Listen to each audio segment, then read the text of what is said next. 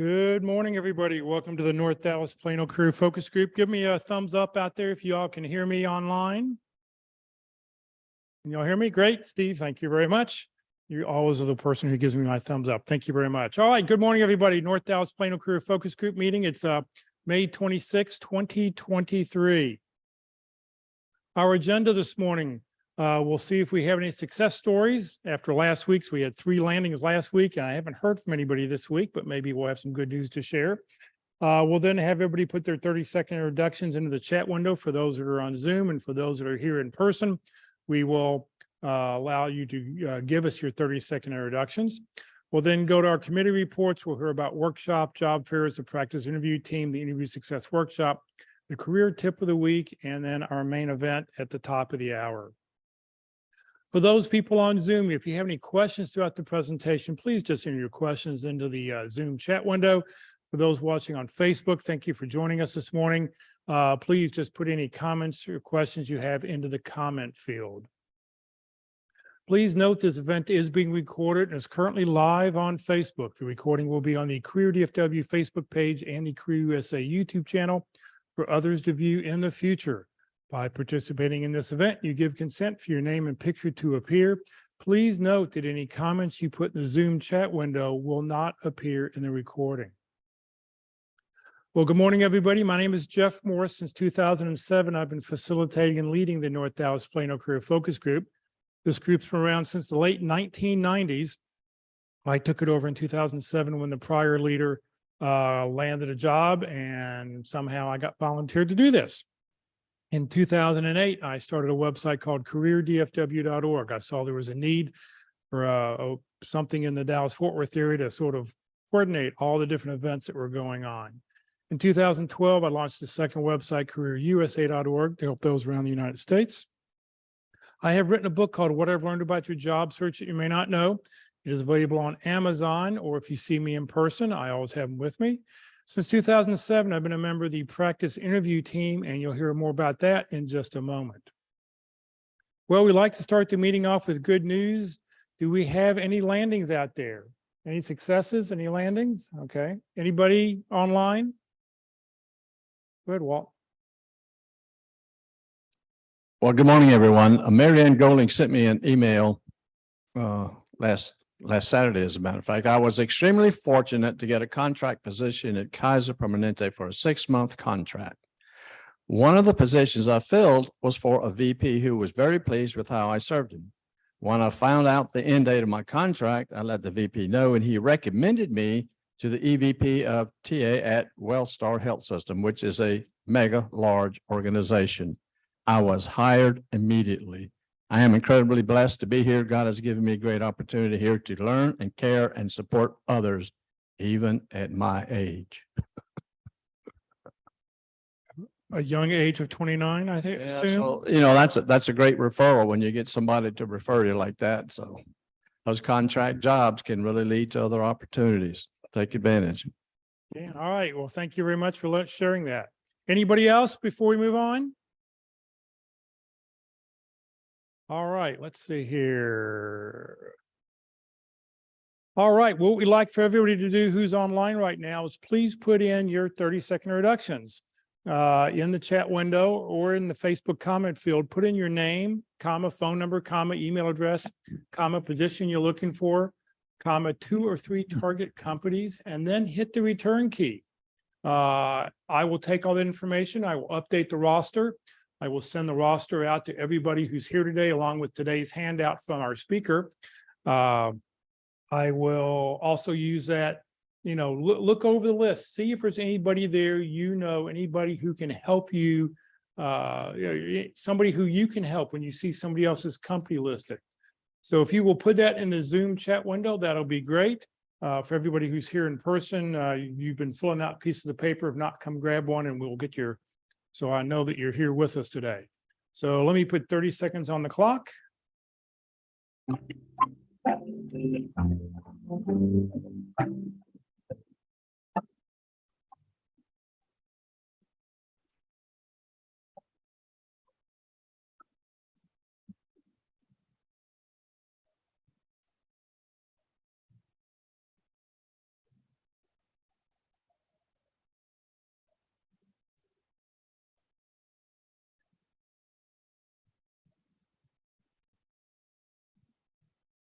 All right, if you haven't got your information in yet, please feel free to go ahead, keep typing away.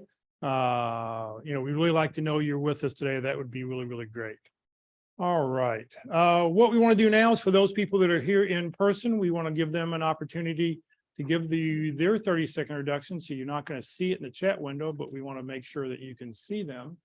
So let me move a couple things around here, and you like to start? That's on, right? There you go. You're good. My name is John George. I go by Jack. I'm a Salesforce admin developer. I help companies streamline their sales and marketing processes. I need contacts with Citibank and CoreLogic. My name is John George.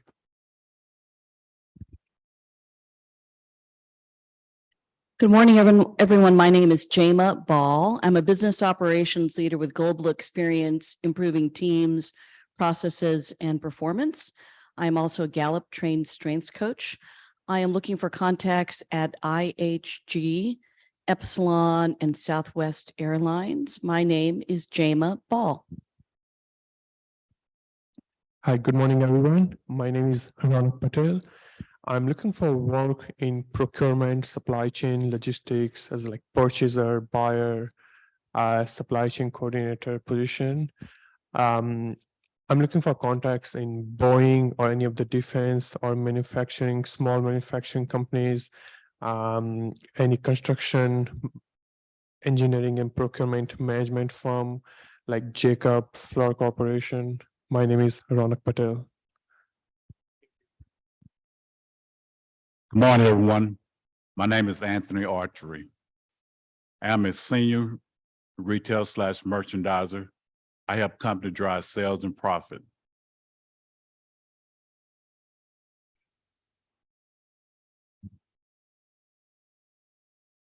Good morning, everyone. My name is Sally Sharp. I'm an HR leader who creates positive workplace in the workplace. I'm looking for HR manager, HR director roles, or human resource business partner. Currently, right now, I'm targeting Paycom and CoreLogic. My name is Sally Sharp. Great, thank you very, very much. And we've got two more greeters that are downstairs. Veronica Tatum and Chandler Kim are with us. They're greeting people at the front door for the next few minutes, but they'll be up here shortly. All right, let me get rid of this. Great, thank you. That's good. All right, if you know somebody who's unemployed, somebody who's recently unemployed, somebody who's been unemployed for a while, if they're not familiar, let them know about CareerDFW.org and CareerUSA.org, two totally free websites. They don't collect any personal information. They are just there to help the unemployed try to navigate this world of being unemployed and what they need to do. One of the things that you're going to find on the CareerDFW website is a group of calendars. And on those calendars, you're going to find all sorts of great events. All the pink events are ones that are in are job fairs. The gold events are special workshops that are happening. The blue events are networking groups that are meeting in person. And I really encourage people that if you're out meeting, if you can go meet people in person, you're going to be a lot better off than trying to just do this online. Find the local networking group in your area, go and network with those people. All the purple are webinars that are happening that you can attend via online. So check out the calendars on CareerDFW, totally free. It's just there to help you. And if you know somebody's unemployed, please let them know about the websites. All right, let me talk about the practice interview team for just a second. The Dallas Pit Crew, also known as the practice interview team, they're conducting free interviews. It's totally free. You're going to have an interview with a panel of 2 or 3 hiring managers. These are people who have hired people in the past. A lot of them are unemployed. Some of them are retired. They're just here to help you with your interviewing skills. How often do you ever get feedback on an interview? You never get feedback unless they tell you no. So in this case, one of the things that they'll do is after the interview, it's usually about 35 to 45 minutes long. They'll give you 15 minutes to a half hour of feedback of what you did good, what you may want to improve on, some things work out a little bit better. The motto of the practice interview team is practice early, practice often. You don't wait until you have an interview scheduled and it panically send an email going, oh, I've got an interview on Tuesday. Can you get me an interview on Monday? Not going to happen. We need 2 to 4 days out to schedule it, to get everybody coordinated. So just find, even if you don't have a interview that you're looking for right now, find that perfect job description out there, send that in along with your resume. Just send it to dallaspickcrew@gmail.com and let us know your schedule 2 to 4 days out. They're doing interviews Monday through Friday, 9 to 5 o'clock. And on Wednesdays, we do them in person. So on Wednesdays, we either if we're not meeting in person, we are meeting online so that people around the country can watch a practice interview. All right, let's hear about the interview success workshop. Walt. Well, what do I do in the interview success workshop that is different than the pit crew? I heartily recommend the pit crew. I really think that it's great for us to practice as a mock interview, as a panel interview. Every time we practice, we get better. But what do we do with the interview success workshop? Well, first of all, it's free. I'm making so much money with it. I've decided to go free for another 5 years. It's an informal workshop. I call it the learning workshop so that we can translate that and learn how to do the selling workshop. Well, we are selling ourselves, who we are, what we do, and how we can help. Our soft skills, our characteristics, our personality, what we do and how we do it, as well as the value we bring by combining those two into the reason people hire us in the first place, to get things done, get something accomplished, to move ahead, move forward. You have to be registered to attend. There's a QR code on the screen that'll start an email to me, and you will get some dates in a response to say, here's some availability, and we'll get you scheduled. My LinkedIn About page will also tell you about the workshop, and I put my Yahoo email address up there and my phone number, and I reserve the Yahoo email for the workshop. Be glad to have you participate. Just send me that note, and I'm giving a June special, so it's going to be 100% off. I would like you to really sign up. Buy them now, because when they're gone, they're all gone. If you know my pillow. All right. When the job search is all said and done, there's still one thing that must be done. Bring donuts on our plate. We will not tell anybody how many we ate.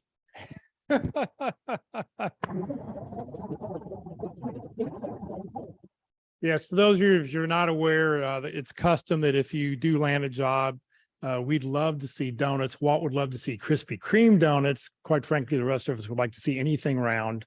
If you land a job, we'd love you to bring a dozen donuts. If you land a part-time job, bring donut holes. And if you want to just bring, practice donuts anytime, you can practice and tell us what your perfect job would be. So we'd love to see that. So thank you very much, Walt. All right, it's time to hear about the career tip of the week. There's a new career tip of the week on the Career DFW and Career USA websites. Rosanna, thank you for being with us this morning. Good morning, Jeff. Good morning, everybody. Happy Friday. All right, this week's tip of the week is, hang on one second, dated May the 21st, 2023. And it's CEO shares the #1 question to never ask at a job interview. Wait until you're called back. So this article is written by Matt Higgins, and he writes, if you're a job seeker, here's a piece of advice that you likely won't hear from anyone else.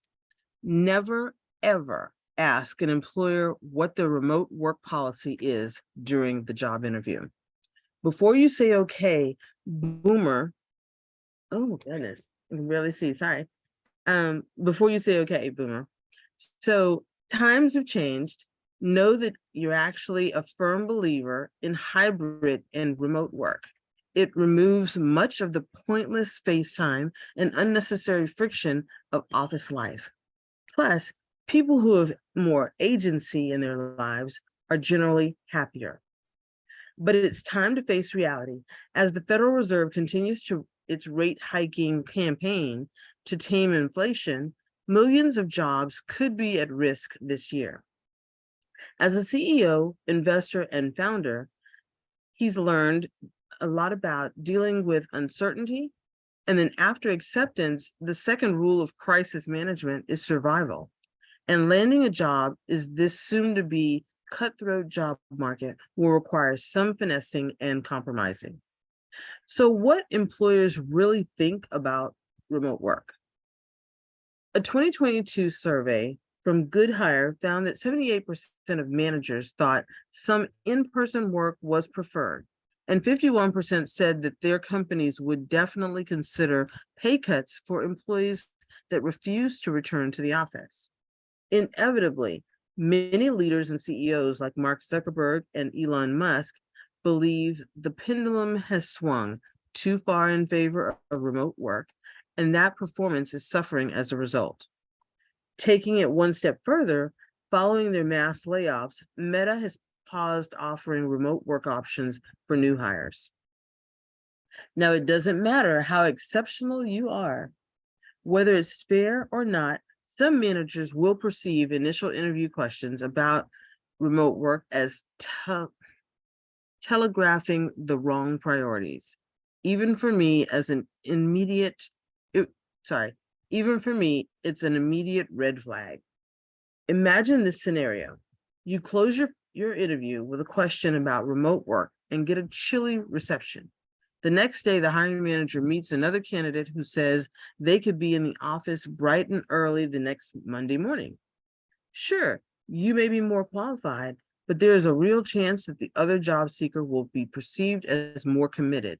This might hold true even for managers at companies that have very robust remote work policies. So what do? Wait until you're called back. What if a non-remote job is a deal breaker for you? First, do your own sleuthing. There are endless resources online to look behind the curtain. You already put in the work to interview. You might as well defer the question until you are invited back to a second round. Why? Managers are inflexible in the abstract, but will bend over backwards once they are smitten with the candidate. Basically, make a great first impression when the stakes are high. Your excellent job interviewing skills might have created some leverage to fit within a company exception. And who knows, you may end up working from Bali after all. Too funny. All right, well, that is this week's career tip of the week, and it seems pretty interesting to say CEOs share the #1 question to never ask at a job interview. Please make sure you wait until you're called back. And this article is dated May the 21st of 2023. Have a fantastic holiday weekend. Stay safe and have a lot of fun. Rosanna, thank you very, very much. I know it's sort of interesting. I don't know if anybody saw the Elon Musk interview on CNBC 2 weeks ago or like on a Thursday. And I mean, he didn't hold back. He just said that for those people that are working remote, if we want you in the office, you need to come to the office. That people who are in manufacturing, people in food services, those people have to be out every day. They don't have an option to sit behind a laptop. And for those people who if you have the option to go in the office or not go in the office, you should go in the office. So it's sort of, he says it's just the right thing to do for those people who are unable to do, who don't have that choice. So that was an interesting take that he had. He was very opinionated on that. And an article in the Dallas Business Journal this past week, or 2 weeks ago, I guess, about what is more effective. And they, studies are starting to come out now. What is a more effective to be in the office or not in the office. And this one, the article was the study came out, sort of said, well, the employee is a new employee, if they're a young employee in their 20s and 30s, they probably should go to the office because they're going to be able to be mentored by an older employee, where the older employees could take the option of going in or not going in because they don't benefit as much from having younger employees around, just because of the older employees or more effective, and we'll just get things done. So it was an interesting article in the Dallas Business Journal. If you can, you can always go to the library if you want to go back and read that from a couple of weeks ago. Rosanna, thank you very, very much. All right, today for lunch, come join us today. We're going to go to Mama's Pizza, 2130 West Parker Road. It's on Parker, a half block west of Custer. They have a pizza buffet. They've got pasta. They have a salad, big salad bar, and everybody's favorite are the hot cinnamon rolls. So come join us today at 11:45. We'll be at Mama's Pizza. All right, in just a moment, we're going to hear from our speaker, Debbie Sholk. She's going to be talking about why emotional intelligence matters is still relevant. But I want to mention our upcoming programming. Next Friday, being the first Friday of the month, as we do every first Friday, we're going to do open forum. We'll talk about whatever it is you want to talk about, whatever questions you've got about your job search, however we can help you. And then in 2 weeks, Jeff Crilly will be with us to talk about free publicity. Some of you who've been in the Dallas-Fort Worth area for many years may know Jeff Crilly used to be a reporter at Fox 4 in Dallas, and then started, he wrote his book called Free Publicity, How to Get Publicity, and he was selling more books and giving lots of talks on a daily basis. And the news people called him in and said, well, what do you want to do? Do you want to sell books and give talks, or do you want to work for us here at Channel 4? And he sort of made the decision that he's going to start his own PR firm. So he has done a really great job. So he'll be with us to share his story, and that'll be in 2 weeks. All right, it's time to hear from our main event. Debbie Sholk, she's an information management executive and career transition coach. She called me yesterday about 4 o'clock going, I'm seeing stars and special effects in my eyes. I called the doctor, and the first chance I can get in is tomorrow during your meeting. So I said, well, Debbie, no problem. I've got last year's presentation. So we're going to replay last year's presentation from her to talk about. I do have her slide deck, which I'll hand out to everybody, or I'll send out to everybody who's put their information in the chat window, as long as you're with us. So give me a second here and I will get it started.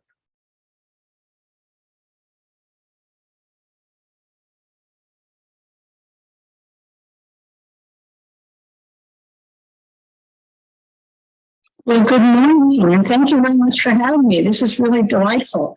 I think you and I had a few minutes to speak before agreeing to do this presentation this morning. And one of the things I realized is that I think we've met, and I have been a customer, a client of some of the career sessions that take place here in the DFW area. So I'm delighted to be able to kind of pay it back and be a little bit more involved and talk about emotional intelligence and why it will be so important to you during your career transition. So I'm going to kind of jump right in. I know we've got a full morning, most of us do. And I know many of us have heard the term emotional intelligence, and we may or may not be sure what it means. And it kind of juxtaposes with what we know as IQ. So we've learned about intelligence and how that's measured in terms of someone's IQ, their academic or their cognitive intelligence quotient. We hear about that all the time. Usually we hear about that in terms of average being, for example, a score of 100, and a little bit more, a little bit less is kind of a range.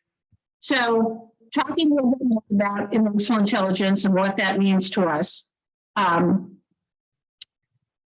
There are a couple of people who've done quite a bit of research in the area. You know, I talked about how we know what intelligence is in terms of cognitive intelligence because we hear about it all the time. It's what drives our education system. But then somewhere in the mid-1990s, started to talk about, well, what is it besides cognitive intelligence that makes people successful? And they sort of developed this theory that there's something called emotional intelligence. Sometimes people refer to it as social intelligence because it has to do with how you apply your intelligence and your other skills your interaction, your personal interaction skills with other people that bolster or support or boost or, for lack of a better phrase, put on steroids your cognitive intelligence. They really kind of give it a jolt of juice that makes you successful. And one of the people who has done quite a bit of studying in this area, based on the initial research, is a fellow named Daniel Goleman, who teaches out of Rutgers University in New Jersey. And he is considered today one of the leading experts in emotional intelligence. So I'll refer to him quite a bit. He has been particularly interested in the correlation between higher emotional intelligence and success. So emotional intelligence is sometimes described as the ability to identify and manage one's own emotions as well as the emotions of others. Generally, emotional intelligence includes a few skills. So those skills would be being able to identify and name your own emotions. That's called emotional awareness. The ability to harness those emotions that you have and apply them to tasks like thinking and problem solving. And the ability to somewhat regulate your own emotions when necessary and help other people to do the same. I've heard people use the expression, you know, when everybody else's hair is on fire, you don't need to light a match to yours too. You need to calm everybody down and help people get their arms around the situation that's going on that's causing them emotional distress. So the idea of emotional intelligence has really gained acceptance. Some people are what we might call the traditionalists, who may argue that, well, you know, we can't really measure emotional quotient. We can't give you a score of 100 or 110 or 120 for emotional intelligence, so it doesn't exist. We can't measure it, so it doesn't happen. I would argue that our own experiences and the kinds of things that we observe in the workforce or in our work days really would belie that, would make it seem that that's not necessarily true. Ever know somebody who made you scratch your head and think, how can somebody so smart act so dumb? People can be really cognitively intelligent. Sometimes we tease and refer to those people as the absent-minded professors among us. And yet they show so little emotional intelligence that they don't seem to be smart at all. Likewise, we've all known people that we wouldn't describe as geniuses, but they seem to perform exceptionally well in their lives. They're charismatic, they're friendly, people like them, they figure things out, they're very practical. The early students of emotional intelligence, John Mayer, Peter Salovey, and later Daniel Goleman, proposed that truly successful people have both cognitive and emotional intelligence. Smart decision-making requires more than one's intellect as measured by traditional IQ, they say. It needs EQ. And that's one of the things that they've kind of based their research and their studies on. And I think we would agree, particularly in career transition, we can be smart as a whip. But if people don't connect with us, click with us, if we don't click with them, they're not as likely to interview with us or hire us or bring us on to be a part of their team. So we really need to keep in mind, you know, okay, I may be smart as a whip, but am I emotionally intelligent and what can I do about that? So the image that we frequently use to talk about emotional intelligence has to do with our understanding, knowledge, recognition, and regulation of who we are and how we feel and what our emotions are, and then how we apply that in social settings. So the core of emotional intelligence is self-awareness, which comes with three, what we call competencies. Emotional self-awareness, you can read and understand your own emotions. and recognize how they make other people feel or how they affect your relationships and work performance. The next one is self-assessment, accurate self-assessment. You can give a realistic evaluation of your own strengths and limitations. I might want to be a rocket scientist, and I might really, really want that, but it's probably not going to happen. So if I tell people I'm a budding rocket scientist, that's not an accurate self-assessment.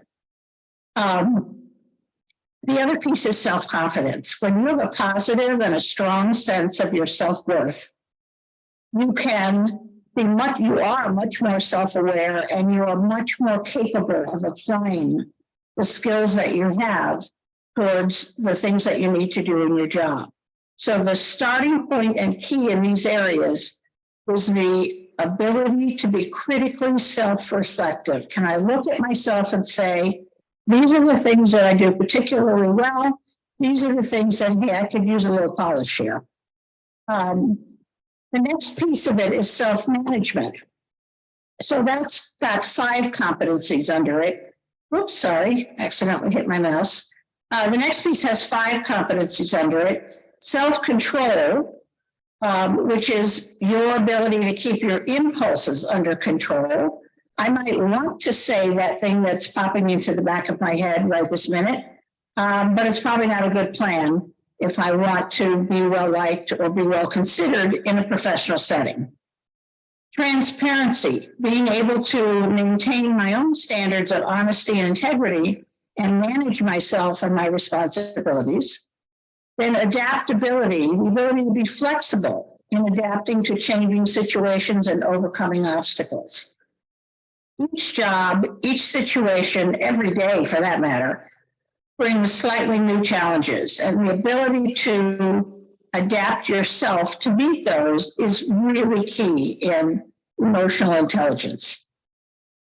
And then our achievement orientation, the drive we have to meet our own internal standard of excellence is a piece of that.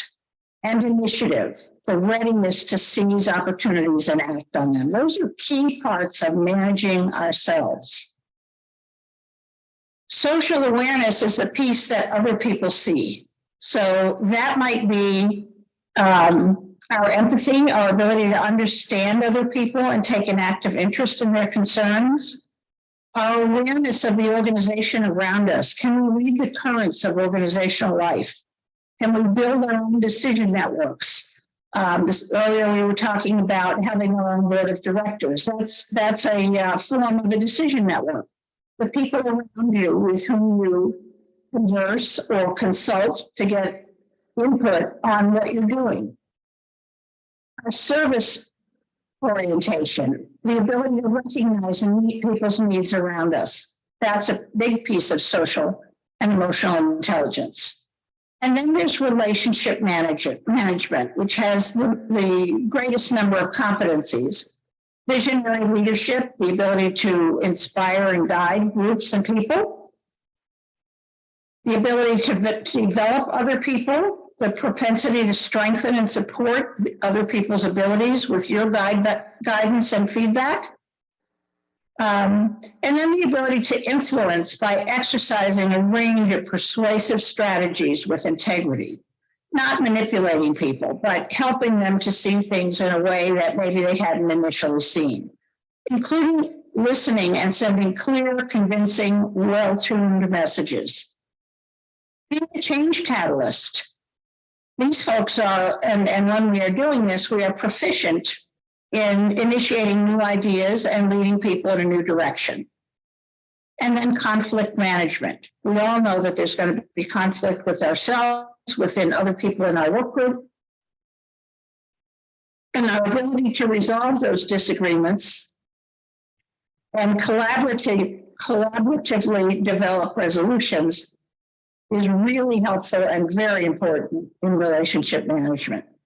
We also build bonds with people, building and maintaining relationships with others, teamwork and collaboration, promoting cooperation and building teams. So all of these together, if you had to really identify the components of emotional intelligence, this is what we would would use as kind of our framework for identifying emotional intelligence.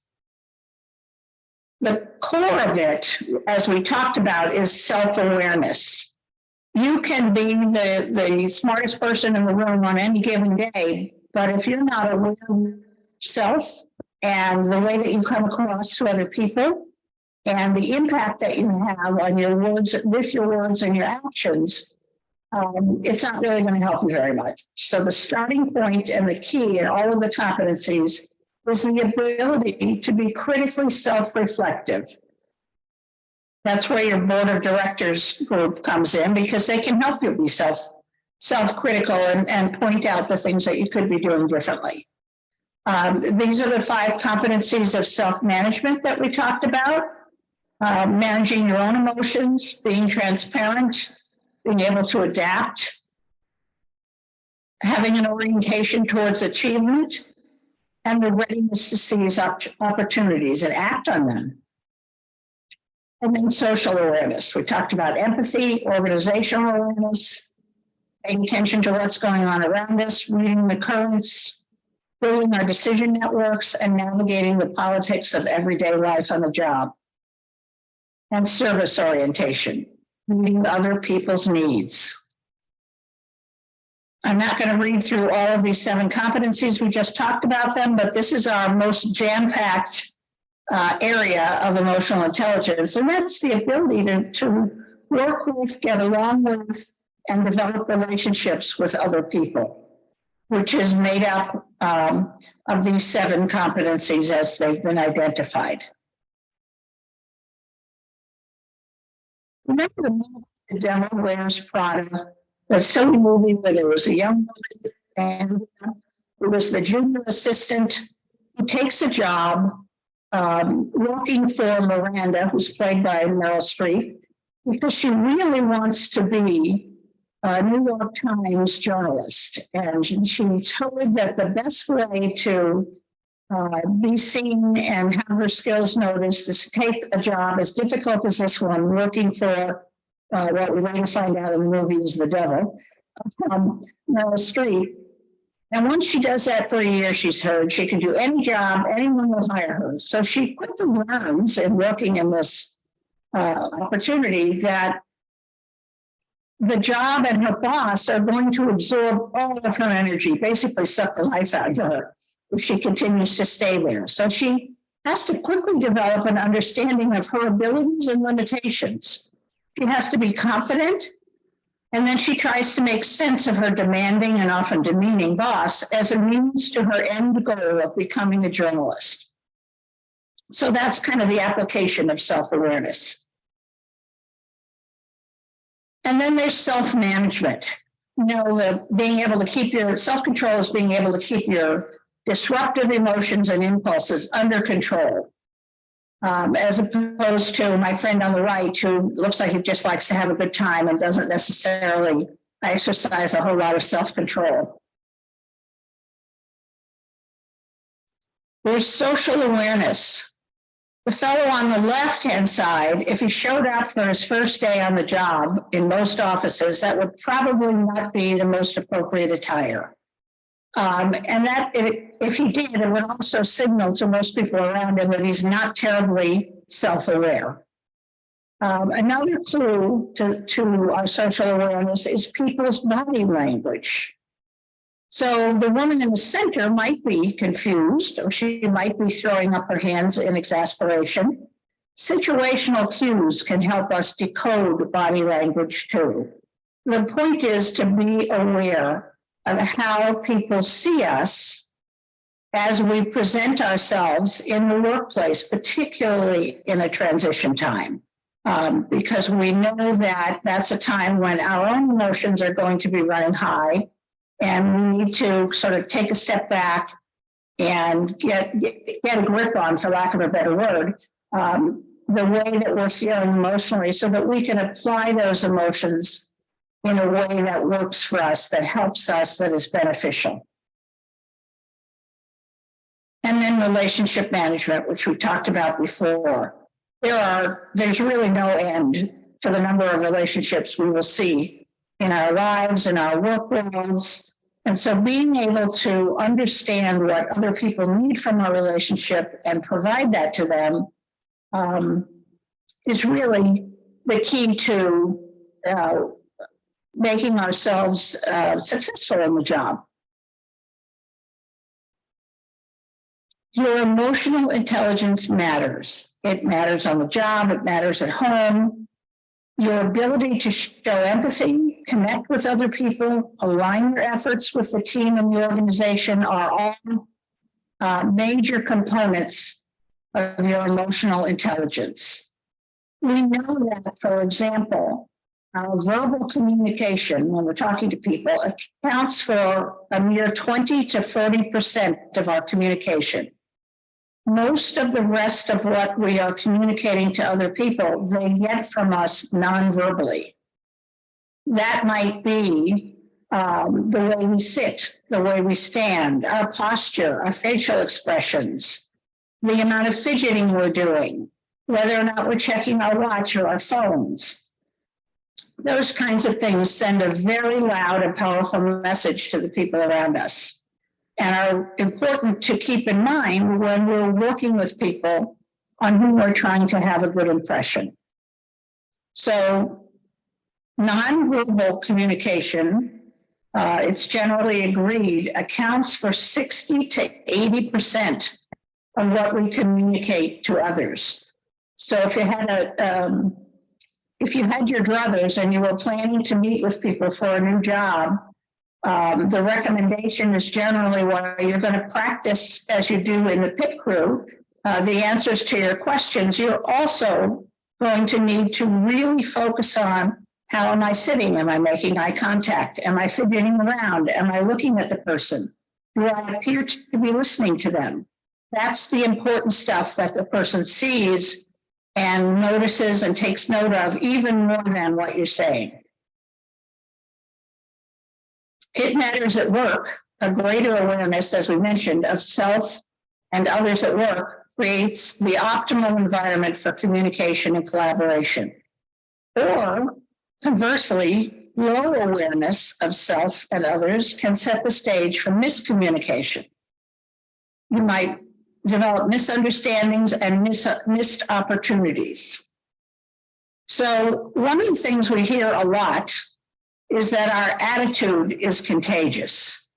We've heard it before, we've all experienced it. When we're around a person who has nothing positive to say, the whole mood of the group goes down. People start to think about, well, I really didn't like this, and that didn't go very well, and I don't like so-and-so's tie. Those are the kinds of things that really just kind of cloud over what could otherwise be a pretty nice experience. But how does that help with career transition? It helps us keep going. When we manage our emotions to focus on more positive things, we keep going even when we're discouraged. We signal to our peers and our potential employers that we can self-manage our emotions, which is an important part of EQ. Even if the person that we're working with or a potential manager or a team that's interviewing you doesn't necessarily know a lot about emotional intelligence, they do subconsciously. So the positive attitude, words, ideas, thoughts, even just a smile that you have when you're working with those people signals, because that's what 60 to 80% of your message, signals to them that, hey, this is a good person to have around. They look on the bright side, they find positive in most situations, and they help us to get out of our difficulties as quickly as possible.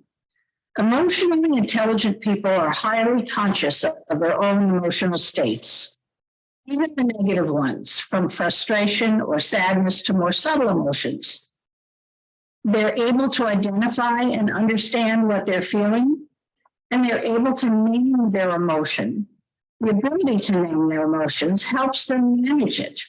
So if I'm feeling kind of blah one morning and I'm trying to ignore that emotion may color my interactions with people for the rest of the day. But if I stop for a minute and say, I'm feeling really kind of yuck. I wonder if I just didn't get enough sleep, or maybe I need another cup of coffee, but I need to shake out of it because this isn't going to help me today.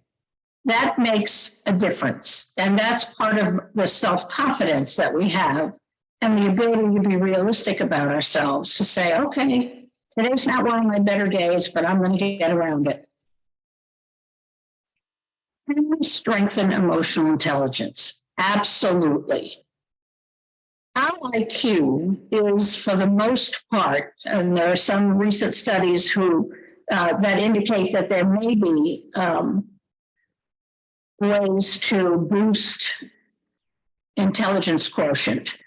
But for the most part, IQ is fairly stable. What you get is what you get.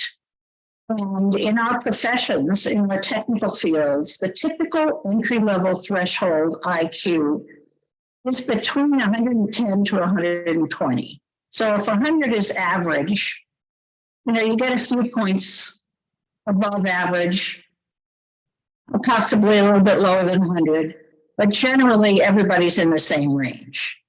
So that's not going to change. That's largely genetic, and it doesn't change from your childhood. So what we're saying is that since everyone in a professional setting is in the top 10% or so of intelligence, IQ itself is really little competitive advantage. You need something else to be more competitive than the next person. Oops, sorry. Growing your competency in emotional intelligence isn't simple. It isn't quick. It takes perseverance in the process of critical self-evaluation and commitment to improvement, and of course, behavioral practice. Practice makes perfect is never truer than with emotional intelligence. Competence in emotional intelligence doesn't necessarily increase with age, as you might expect. Some people might learn from life experiences, but some people just don't learn. They continue to do the same things over and over and over again without looking within, without looking at themselves, without identifying what it is they're contributing to the picture. So how do we strengthen emotional intelligence? What does that mean? What are some tips and tricks? One of the practices that Goldman and the other psychologists who study emotional intelligence have talked about is daily mindfulness. Taking 10 minutes, they specifically prescribe practically 10 minutes a couple of times a day, particularly in the morning. So the way this works is that the amygdala, the part of the brain that responds to stress and fear and anger and other emotions, engages pretty quickly. It's supposed to. That's part of our evolutionary process, and that's helped us survive. Acting on those emotions without having the opportunity to think about them, examine them, consider how they are going to impact you, is not a particularly useful trait in our current lives. We're not running away from dinosaurs or wild animals anymore. We don't need our fight or flight response quite that much. We don't need it to kick in quite so quickly in the modern world. What we know today, and it's backed up by the research, is that people who are able to help themselves or cause themselves to relax and identify their feelings, and those who consciously practice positive thoughts by considering the things that they're grateful for, the good in their lives, those people make more productive decisions. They're better leaders, and they report feeling more confident and happy.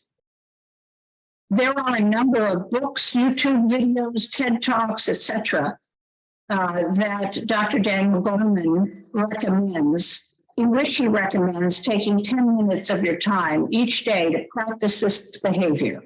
So what he says is, before you do anything in the morning, except maybe brush your teeth or wash your face or get your first cup of coffee, find a quiet place. Outside is better. There are all kinds of research that supports that nature is a calming influence. A quiet place inside, and spend some time alone. thinking about the positive things in your life. Some people call that being grateful, or setting your intentions. In other words, setting yourself up to feel good about or have a positive attitude about the day. Some people do this through meditation. Some people do this through prayer. It really doesn't matter what your preference is. What matters is that you take that 10 minutes to center yourself and then go about your day-to-day life. So that's a huge factor. People who do this find themselves being more in touch with and being able to exercise greater amounts of emotional intelligence than the folks who just hit the ground running, don't think about it, and allow their emotions to rule their lives. And then pick a time once a week. Friday afternoon is usually a good time. The week is winding down, things are getting a little bit quieter. Block time on your calendar, hold yourself accountable for it, and focus on what did not go well and what could I do differently to make it go better the next time. So you really want to look at, in addition to what went well and what specifically did I do that made it go well, then you want to look at what didn't go well and what specifically did I do that caused it to not go well and what could I do differently. And then you kind of hit the restart button and tell yourself, okay, that was this week, new week is coming up. I'm going to let go. I'm not going to beat myself up. I'm not going to keep dwelling on what didn't go well and what I did wrong. I'm going to focus on what can I do differently in the future next week? And how will I handle similar situations as I'm moving forward? Improving your emotional intelligence takes a lot of practice. It's not something you can do immediately. I don't know if any of you have practiced meditation or tried any of the meditation apps that are out there. There are a lot of really very helpful ones, and they're quite good if you use them, but you have to use them and you have to use them regularly to allow yourself to get in touch with, well, what am I feeling? And how am I feeling that and why? And that allows you to not necessarily react immediately or answer to everything immediately. A good practice is to stop. Somebody tells you something, stop a minute. You don't have to answer immediately. Counting to 10 in your head seems like an eternity, but it's really not. Take a deep breath, think, and then speak.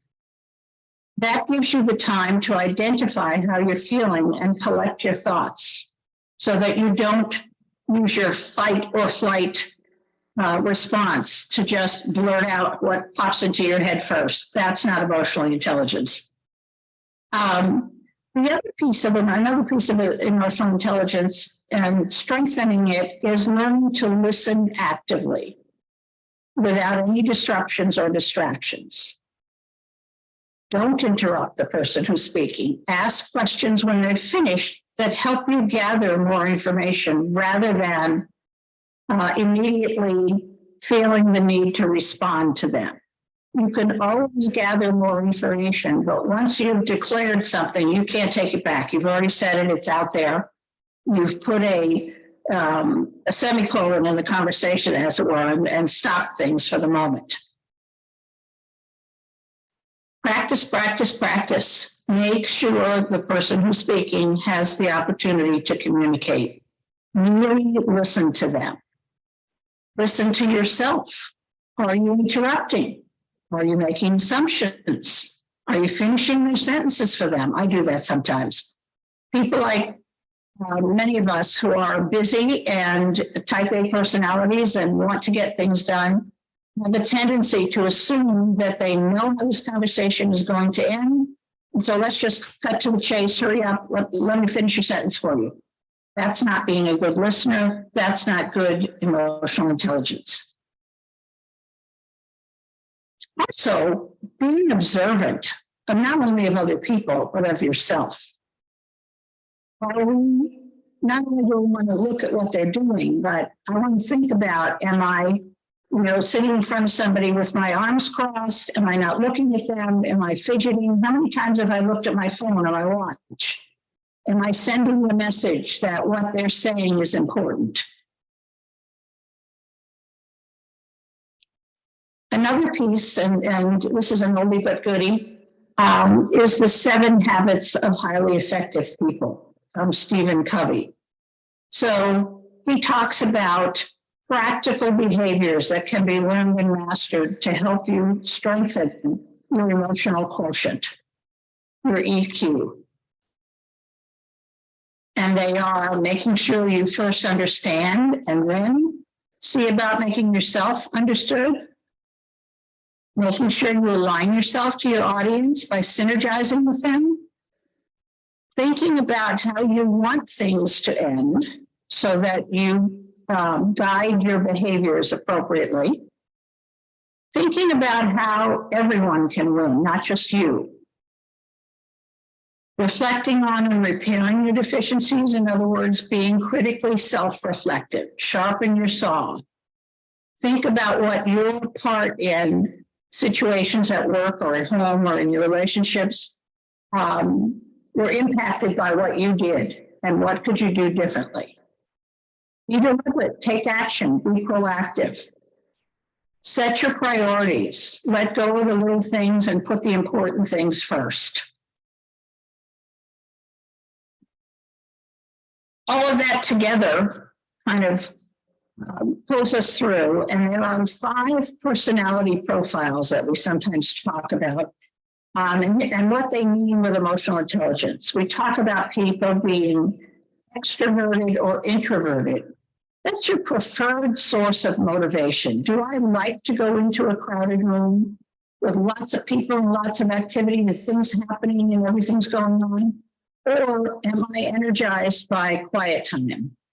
My 10 minutes of meditation in the morning. Determining how you like to obtain information, whether you want to have specific facts and data or right now, or whether you want to kind of let your gut guide you a little bit. You want to think about the thinking versus feeling, the way in which you prefer to make decisions. Do I make decisions with my head or my heart or some combination? What we've talked about with emotional intelligence is that being able to use a combination of your head and your heart, or your sensing and your intuition, is what makes you more emotionally intelligent. Judging versus perceiving is your preferred approach to life. Am I organized and do I plan everything out, or am I okay with open-endedness and being spontaneous? I would say that it's similar to a pendulum in that you can't be all of one or all of the other. But each of us has a preferred comfort zone where we like to know how things are going to go, or we're okay with flying by the seat of our pants. And then, am I assertive? Do I like to be able to make abilities and make my decisions based on my abilities and how I respond to them? Or do I allow the things around me to influence what's happening? Again, it's not an either or, it's a pendulum. And then we put all of this together with our commitment, with our discipline, with our focus, with applying our practices and repeating them over and over and over until they're comfortable for us, until they're habit, until that's the way we interact with people. That's how we practice and strengthen our emotional intelligence, which has a huge impact on our career transition and our success in the workplace. Questions? Well, I have a question. So when you talk about EQ is 20 to 40%, well, I mean, most of it's 60 to 80% is body language and stuff. So that 20 to 40%, is there I mean, some of us like to take tests, like strength finders and other tests and other things. Is there something out there that we could take to sort of see where we fall on that scale? Yes, there are. There are plenty of those, and I do some of those. So if anybody is interested, I'd be happy to talk to them about it. But the 20 to 40% versus the 60 to 80% has to do with your oral communications or your verbal communications versus your body language. That's where that comes in.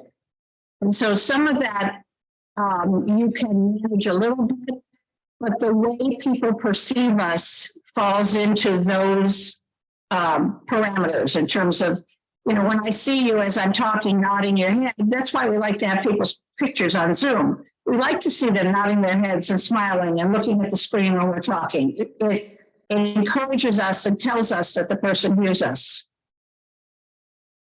Lily says, would you go back to the last slide and explain the assertive and question mark? So the assertive person, the person whose comfort zone is in the assertive area.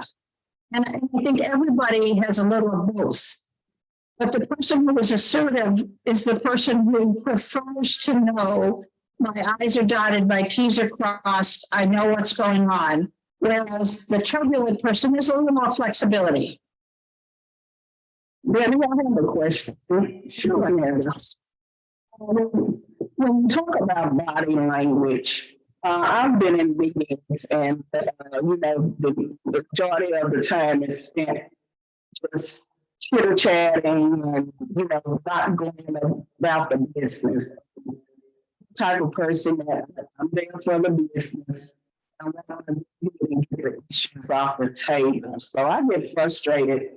There's someone just sitting and we're just talking and I'm thinking about these people also that everything's spinning in my mind. All I have to do, all the tasks I have to do. So I'm sitting there like, okay, y'all are wasting my time. I really need to get to my business. And it's just frustrating. So can you kind of tell me how to deal with that? Well, first of all, I like your emotional intelligence and being able to identify how you feel about that. Because that's your first step in figuring out how you're going to manage that. And I think a lot of it depends on your awareness of the situation. Meredith, right? Is that your first name, Meredith? Yeah. Okay. Yeah. You know, if it's not your meeting and you're a participant and not the leader, you have different options than if you're the leader. But it's certainly not, you know, out of the question to be able to kind of gently steer the conversation back to the tasks at hand, maybe by asking a more pertinent question. Or acknowledge that the person said something that's meaningful to them, even though you're not interested. And say, you know, well, that's very interesting, or thank you very much, or yes, we've all had those kinds of days. And you know, we were talking about this before. Can we revisit that? And kind of gently bring them back. Okay, thank you.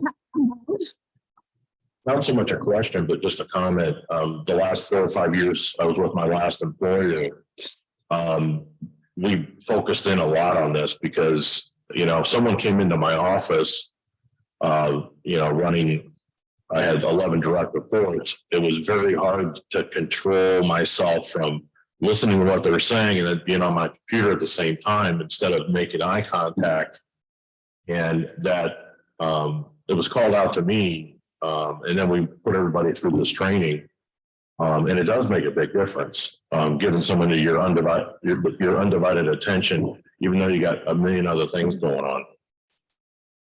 You know, one of the things I've found is that if I can, I don't want to use the word force myself, but encourage myself to let go of what I feel is most important at the time and let the other person say what they're going to say. It's often much more time efficient to just let them say what they're going to say and then go back than to keep having them interrupt you to make their point. So yeah, I hear what you're saying. It's really hard to do when you're busy and you've got things going on and people are running in and saying, can I ask you about this and what about that? Yeah. This is Rich. I just wanted to say just a comment that in your section on daily mindfulness, yes, is that I've found it to be very powerful to get up in the morning, whether I'm looking for work or I was at work, to take a walk. And yeah, you might have that phone with you, but you're not going to pay any attention to it, or you have it off, or you don't have it. Yeah. And it's just amazing what a 5 or 10 minute walk does to kind of set the stage for the day. It's a gift to yourself. It really is. I agree, because it really separates you from other things and might put you in a position with God if you have people on the phone here that are religious and kind of well, and you get exercise, you get fresh air. There are so many benefits to just taking a short walk, and even if you don't feel like you have that time for that in the morning, just maybe a tip for other people is park as far away from the building as you can, and take that longer walk into work. It does help. Thank you, Richard. You're welcome. Thanks for bringing it up. Okay.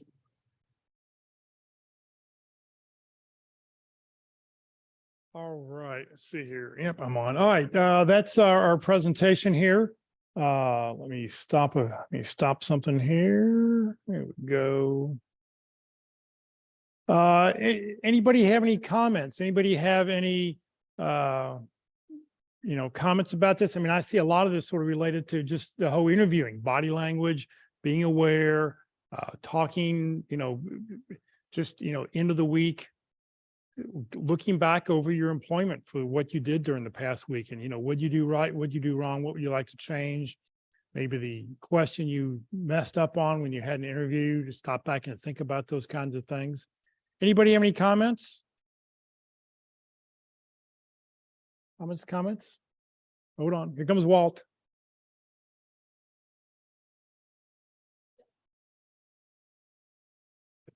I have a problem and I always have a comment. It's one of my learning things I need to pay attention to. Several ideas that came to my mind. One is, it's not about us, it's about them. Okay, and so that's very much about that. I had a lot of difficulty in my early years of leadership of reading people. I was too busy ready to tell them what they needed to do and the task manager and all that sort of thing. And so I just stopped. And so the technique was just simply to listen to others and what I could do to, help them. Another thing that I learned was, would I rather be right or effective in my communications? Because a lot of us come from a position of right. And because I was in a lot of meetings where everybody was saying this is what they were going to do, and they're all fighting for their particular position, and they call it the war room. And so I changed that to help it move to the dialogue room, where we all share information, we put it all together and see what decision we can make, going forward, with that. So those are a couple of thoughts that came to mind.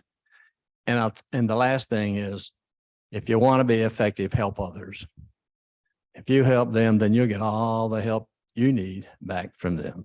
So just some thoughts of applying exactly what she's talking about. Zig Ziglar's always saying, if you help enough people get what they want, you'll always get what you want. Right. So any other comments from anybody? In here, out there, out in Zoom land?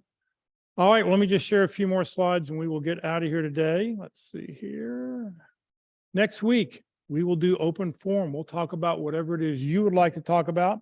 If you live in the Dallas-Fort Worth area, please come join us in person. That way, it's a better discussion. We love to have you with us. Bring whatever questions you've got, whatever comments. Not sure what to do about this, not sure what to do about that. Just let us know. We'll answer, and everybody here will offer their opinions. And like Walt said, he always has one.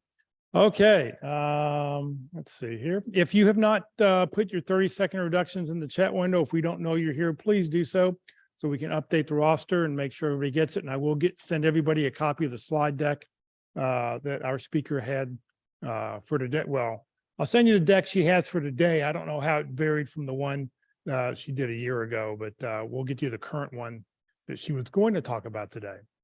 All right, Career FW and Career USA, we're putting on training 4 days a week. Please join us next Tuesday. Kurt Vondermatter will be with us to talk about LinkedIn from a recruiter's eye. Kurt is retained search consultant. He is going to show us what the full-blown recruiting package looks like from the back end. He pays LinkedIn the big bucks so he can find you and what he's doing. And it's just amazing. I happened to talk to a candidate, to a job seeker this week. I think he's in the Phoenix area or someplace, and he's looking for work.